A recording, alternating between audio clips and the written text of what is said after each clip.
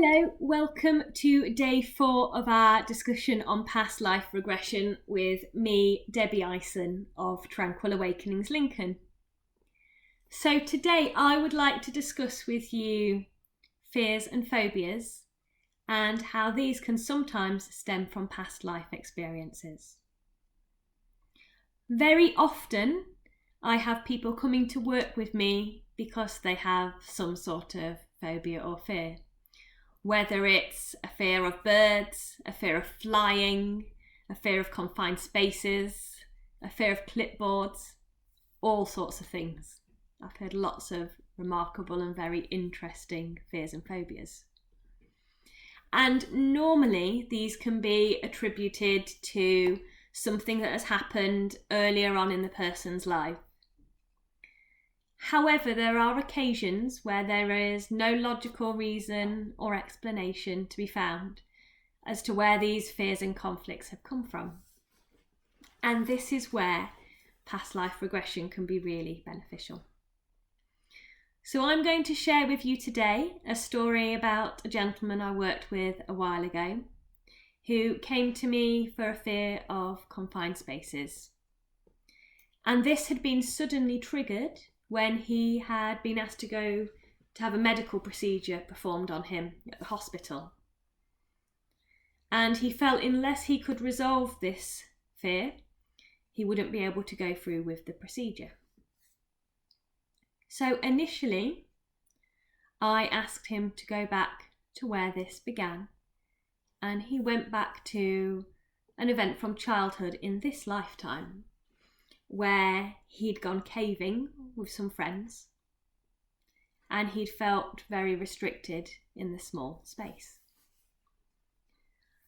After we had done the releasing and letting go of this instant, I asked his mind, is there anything else that we need to deal with in relation to this issue? And his mind said yes. So I asked his mind to bring forward for me now what it was specifically that we needed to address.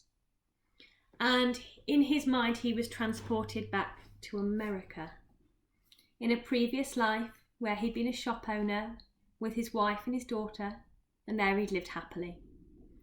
Until one day, he'd gone walking along the street and he'd got suddenly hit in the head by a piece of wooden scaffolding. And he was presumed dead. So they laid him out and waited, and then they placed him in a coffin. And as the coffin was being lowered into his grave, he woke up and he realised he was trapped. So he rang the bell in the coffin frantically, and he knocked on the roof of it, the lid, and thankfully he was heard and he was let out. However, the rest of that lifetime he was disabled from his injuries, and it caused difficulties in his interactions with his wife, his daughter and his customers. So that trauma had really stayed with him. So through working together, we were able to put that trauma firmly in the past so that it no longer had any impact on him in his present life now. And what was so wonderful about that experience was a few days later he sent me a message to say that he'd had the medical procedure and it had gone brilliantly. So this stuff can be really, really powerful. So I invite you today to think, have you got any fears or phobias that are perhaps irrational or unexplained?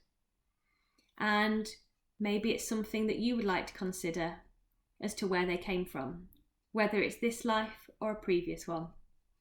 Have a great day, and I shall speak to you tomorrow. Bye-bye.